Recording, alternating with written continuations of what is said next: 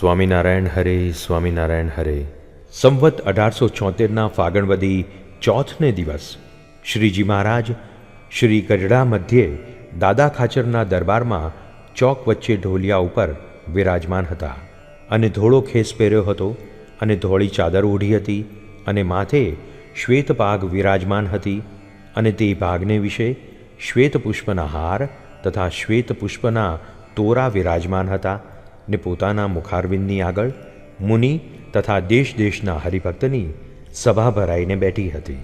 પછી સ્વયં પ્રકાશાનંદ સ્વામીએ પૂછ્યું છે, શ્રીમદ ભાગવતમાં કહ્યું છે, સત્યમ શૌચમ દયા ક્ષાંતિસ ત્યાગ સંતોષ આર્જવમ શમો દમસ્તપ સામ્યમ તિતિક્ષો પરતિશ્રુતમ જ્ઞાનમ વિરક્તિરૈશ્વર્યમ શૌર્યમ તેજો બલમ સ્મૃતિ સ્વાતંત્ર્યમ કૌશલમ કાંતિર ધૈર્યમાર્દવમેવ ચ પ્રાગલ્ભ્યમ પ્રશ્રયશીલમ સહવોજો બલમ ભગઃ ગાંભીર્યમ સ્થૈર્યમાસ્તિક્યમ કીર્તિર્માનોનહંકૃતિ. એ જે 39 કલ્યાણકારી ગુણ તે ભગવાનના સ્વરૂપને વિશે નિરંતર રહે છે, તે એ ગુણ સંતને વિશે કેવી રીતે આવે છે? પછી શ્રીજી મહારાજ બોલ્યા છે, એ ગુણ સંતમાં આવ્યાનું કારણ તો એ છે જે એને ભગવાનના સ્વરૂપનો યથાર્થ નિશ્ચય થાય તો એ કલ્યાણકારી ગુણ ભગવાનના છે તે સંતમાં આવે છે. તે નિશ્ચય કેવો હોય તો જે ભગવાનને કાળ જેવા ન જાણે, કર્મ જેવા ન જાણે, સ્વભાવ જેવા ન જાણે, માયા જેવા ન જાણે, પુરુષ જેવા ન જાણે અને સર્વ થકી ભગવાનને જુદા જાણે અને એ સર્વના નિયંતા જાણે અને સર્વના કરતા જાણે અને એ સર્વને કરતા થકા પણ એ નિર્લેપ છે એમ ભગવાનને જાણે.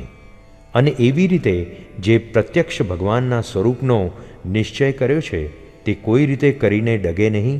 તે ગમે તેવા તરે તરેના શાસ્ત્ર સાંભળે અને ગમે તેવા મતવાદીની વાત સાંભળે અને ગમે તેવા પોતાનું અંતઃકરણ કુતર્ક કરે, પણ કોઈ રીતે કરીને ભગવાનના સ્વરૂપમાં ડગમગાટ થાય નહીં. એવી જાતનો જેને ભગવાનના સ્વરૂપનો નિશ્ચય હોય તેને ભગવાનનો સંબંધ થયો કહેવાય. માટે જેને જે સંગાતે સંબંધ હોય તેના ગુણ તેમાં સહેજે આવે. જેમ આપણા નેત્ર છે તેને જ્યારે દીવા સંગાતે સંબંધ થાય છે ત્યારે તે દીવાનો પ્રકાશ નેત્રમાં આવે છે, તેણે કરીને નેત્ર આગળ અંધારું હોય તેનો નાશ થઈ જાય છે. તેમ જેને ભગવાનના સ્વરૂપનો દ્રઢ નિશ્ચય કરીને સંબંધ થાય છે તેને વિશે ભગવાનના કલ્યાણકારી ગુણ આવે છે. પછી જેમ ભગવાન સર્વ પ્રકારે નિર્બંધ છે અને જે ચાહે તે કરવાને સમર્થ છે, તેમ એ ભક્ત પણ અતિશય સમર્થ થાય છે અને નિર્બંધ થાય છે. પછી નિર્વિકારાનંદ સ્વામીએ પૂછ્યું છે, નિશ્ચય હોય તો પણ રૂડા ગુણ તો આવતા નથી અને માન ને ઈર્ષા તો દિવસે દિવસે વધતા જાય છે, તેનું શું કારણ હશે? પછી શ્રીજી મહારાજ બોલ્યા છે, ભગવાન પાસે એક અમૃત લાવીએ અને સિંગડીઓ વચનાગ લાવીએ ને દૂધપાકને સાકર લાવીએ અને અફીણ લાવીએ અને તે સર્વેને ભગવાનના થાળમાં ધરીએ તો પણ જેનો જેવો ગુણ હોય તેનો તેવો ને તેવો જ રહે, પણ પલટાઈ જાય નહીં. તેમ જે જીવ આસુરી અને અતિ કુપાત્ર હોય તે ભગવાનને સમીપે આવે તોય પણ પોતાના સ્વભાવને મૂકે નહીં. પછી એ કોઈક ગરીબ હરિભક્તનો દ્રોહ કરે, તેણે કરીને એનું ભૂંડું થાય. શા માટે છે? ભગવાન સર્વમાં અંતર્યામી રૂપે કરીને રહ્યા છે, તે પોતાની ઈચ્છા આવે ત્યાં તેટલી સામર્થ્ય જણવે છે.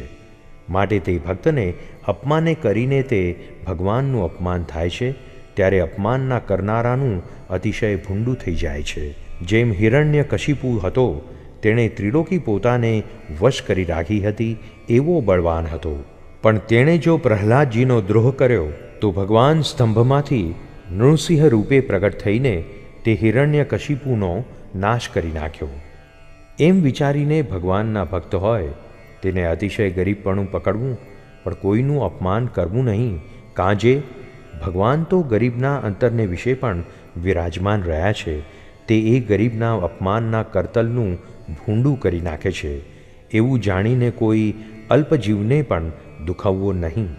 અને જો અહંકારને વશ થઈને જેને તેને દુખવતો ફરે તો ગર્વગંજન એવા જે ભગવાન તે અંતર્યામી રૂપે સર્વમાં વ્યાપક છે તે ખમી શકે નહીં. પછી ગમે તે દ્વારે પ્રકટ થઈને એ અભિમાની પુરુષના અભિમાનને સારી પેઠે નાશ કરે છે.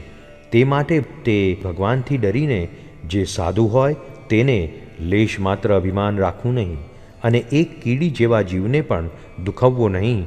એ જ નિર્માની સાધુનો ધર્મ છે. ઇતિ વચનામૃતમ. એવી રીતે ગઢડા પ્રથમ પ્રકરણનું 62મું જે તે થયું.